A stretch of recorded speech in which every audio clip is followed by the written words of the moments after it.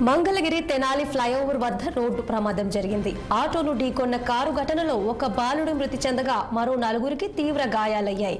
ఘటన జరిగిన స్థలం వైపుగా వెళ్తున్న ఏపీబీసీ సంక్షేమ శాఖ మంత్రి సవిత బాధితులను పరామర్శించారు. క్షతగాత్రులను వెంటనే స్థానిక ఆసుపత్రికి తరలించేందుకు సహకరించారు.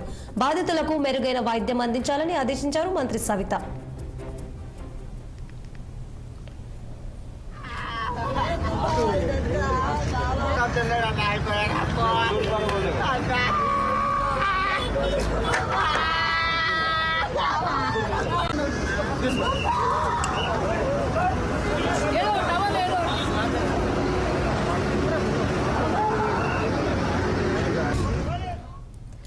మంగళగిరి తెనాలి ఫ్లైఓవర్ వద్ద రోడ్డు ప్రమాదం జరిగింది. ఆటోను ఢీకొన్న కారు ఘటనలో ఒక బాలుడి మృతి చెందగా మరో నలుగురికి తీవ్ర గాయాలయ్యాయి.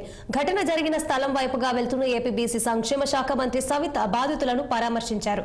క్షతగాత్రులను వెంటనే స్థానిక ఆసుపత్రికి తరలించేందుకు సహకరించారు. బాధితులకు మెరుగైన వైద్యం అందించాలని ఆదేశించారు మంత్రి సవిత. దీని మీద మరింత సమాచారం మా విజయవాడ ప్రతినిధి కృష్ణ అందిస్తారు. కృష్ణ, చెప్పండి, మంగళగిరి తెనాలి ఫ్లైఓవర్ వద్ద రోడ్డు ప్రమాదం జరిగిందని సమాచారం ఉంది.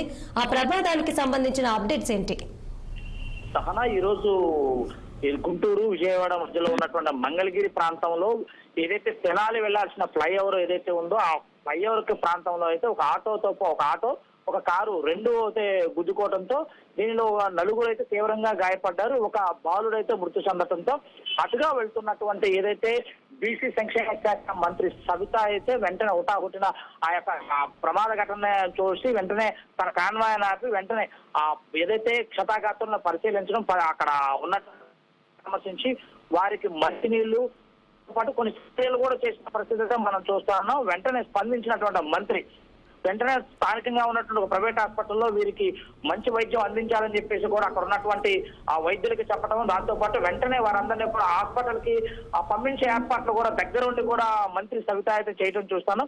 ఒక దురదృష్టకర సంఘటనలో అయితే ఎవరు కూడా పట్టించుకోకుండా వెళ్ళిపోతున్నారు కూడా ఒక మంత్రి వెంటనే అక్కడ తన కాన్వాయ్ని ఆపి ఆ సపర్యలు చేసి వరం చేయడం కూడా ఒక మంచి పరిణామంగా అయితే భావిస్తున్నారు. కానీ మంత్రి అయితే ఏదైతే ప్రమాదం ఏదైతే సంభవించిందో వీరి పట్ల అయితే చాలా సానుకూలంగా స్పందించారు. ఇటువంటి ఘటనలు చాలా దురదృష్టకరం అని చెప్పి ఆటోలో ఇరుక్కుపోయిన మనుషులను కూడా తన దగ్గరుండి తీయటము, సహాయం చేయటము, వారందరికీ మంచినీళ్ళు ఇప్పించి ఆ కుటుంబాన్ని కూడా పరామర్శించి తప్పకుండా మీకు న్యాయం జరుగుతుంది, మీకు ఎటువంటి ఇబ్బంది లేదు, ప్రభుత్వం నుంచి తప్పకుండా మీకు అన్ని రకాలుగా సహాయ సహకారాలు అందిస్తాము, మంచి వైద్యం కూడా మీకు అందుతుందని చెప్పేసి ఆ సంబంధిత వైద్యులకు కూడా మంత్రి సవిత అయితే సూచించినట్లుగా మనకు ప్రధానంగా తెలుస్తుంది.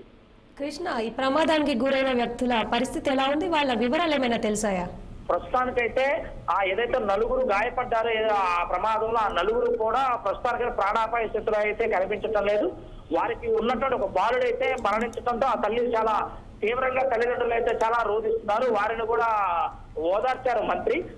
ఎవరైతే ఘటనలకు గురైనా వారందరికీ కూడా మెరుగైన వైద్యం అందించాలని చెప్పేసి కూడా మంత్రి అయితే వారికి అధికారులకైతే సూచించినట్లుగా మనకు తెలుస్తుంది.